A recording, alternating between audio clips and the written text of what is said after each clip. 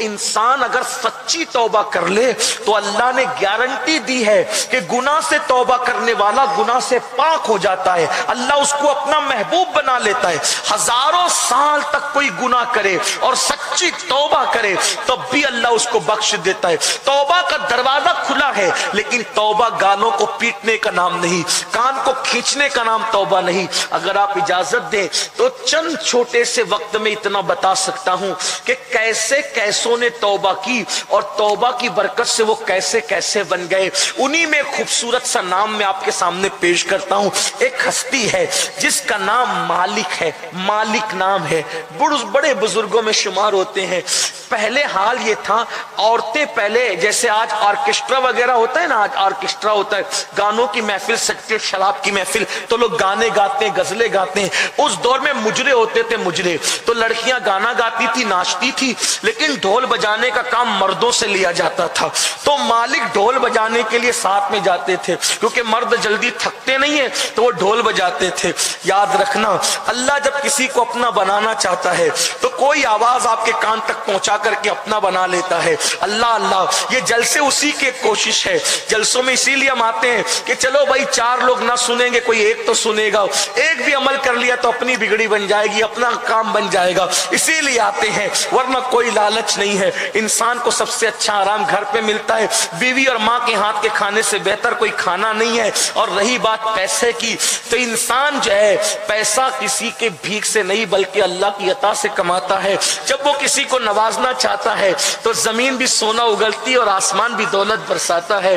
با پیسہ تو ہاتھ کی میل ہے، لیکن جو لوگ آتے ہیں جلسوں میں اگر آتے ہیں تو اسی لیے کہ کوئی ایک سدھر گیا تو زندگی بدل گئی۔ مالک نام کا وہ جوان ڈھول بجاتا ہے۔ ایک دن ایسا ہوا، وہ خود بیان کرتے ہیں کہ میں محفل ختم ہو گئی، لوگ اپنے اپنے گھروں کو چلے گئے، اتنے تھک گئے تھے کہ ہم اپنے ڈھول رکھ کر کے، تبلے رکھ کر کے لیٹ گئے۔ مالک کہتے ہیں مجھے نیند نہیں آتی تھی، نیند نہیں آ رہی تھی، میں کروٹیں بدل رہا تھا۔ یاد رکھنا، جب انسان اللہ کی نافرمانی کرتا ہے تو بے چین ہوتا ہے، بے چینی گناہ کی وجہ سے آتی ہے، ورنہ انسان اگر گناہ چھوڑ دے تو بہت سکون سے سوتا ہے۔ اللہ اکبر، یہ الگ سا عنوان ہے، نہیں چھیڑتا اس کو، لیکن مالک کہتے ہیں نیند نہیں آتی تھی، میں کروٹیں بدل رہا تھا۔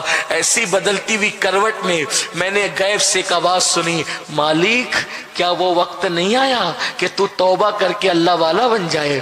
میں نے سوچا میرا نام لے کے کون کہہ رہا ہے، اٹھ کے بیٹھ گیا تو مجھے ایسا لگا تبلے سے آواز آ رہی ہے کہ مالک وہ وقت نہیں آیا کہ تو توبہ کر کے اللہ والا بن جائے۔ میں نے سوچا تبلا بول رہا ہے، ہاں یہی تو میرے اللہ کی شان ہے، جس کو اپنی طرف بلانا چاہتے ہیں پھر آواز کسی کی بھی آ جاتی ہے۔ اللہ اللہ، حضرت مالک کہتے ہیں کہ میں اور قریب گیا تو دیکھا تبلے سے آواز آئی، مجھ پر کیفیت طاری ہو گئی۔ میں نے بلند آواز سے کہنا شروع کیا، ہاں وہ وقت آ چکا، وہ وقت آ چکا، وہ وقت آ چکا۔ اور پھر میں نے توبہ کی، اور توبہ کرنے کے بعد مالک کہتے ہیں جب سدھر گئے، نیک بن گئے، تو دنیا جینے دیتی ہے نیکوں کو؟ جب کوئی سدھر جاتا ہے تو لوگ مذاق اڑاتے، 100 چوہے کھا کے بلی حج کو چلی۔ یاد رکھنا، اگر کوئی گناہ سے توبہ کر لے تو اس کو تانا مت دینا۔ اللہ کے رسول علیہ السلام فرماتے ہیں جو گناہ سے توبہ کرنے والے کو تانا دے گا اس وقت تک اس کو موت نہیں آئے گی، جب تک کہ اس گناہ میں مبتلا ہو کر کے وہ ذلیل نہیں ہو جاتا۔ اس لیے کبھی توبہ کرنے والوں کو تانا نہیں دینا۔ مالک نے توبہ کی، لوگ تانا دیتے تھے۔ ایک دن کشتی میں جا رہے تھے تو کیا ہوا، کسی کا موتی چوری ہو گیا تو لوگوں نے کہا اسی نے چرایا ہوگا، یہی چور ہے۔ تو حضرت مالک اللہ اکبر کہتے ہیں اچھا میں چور ہوں؟ تو پھر دریا کی مچھلیوں سے کہا بھائی یہ مچھلیوں اس کی موتی دے دو، اس کی موتی دے دو۔ تو کیا دیکھا، دریا کی ہر مچھلی کے منہ میں موتی تھا۔ اشارہ کر کے کہا لو جو پسند آئے قبول کر لو۔ تو لوگوں کو تب پتہ چلا یہ مالک تو اللہ کا ولی بن چکا ہے۔ لیکن جب ہاتھ پیر پکڑنے کی نوبت آئی تو پانی پر چلتے ہوئے دریا پار کر لیا۔ یہ کون مالک ہے؟ تبلا بجاتے ہوئے اس مقام پر پہنچے توبہ کے بعد۔ اسی مالک کو دنیا حضرت مالک بن دینار کے نام سے جانتی ہے۔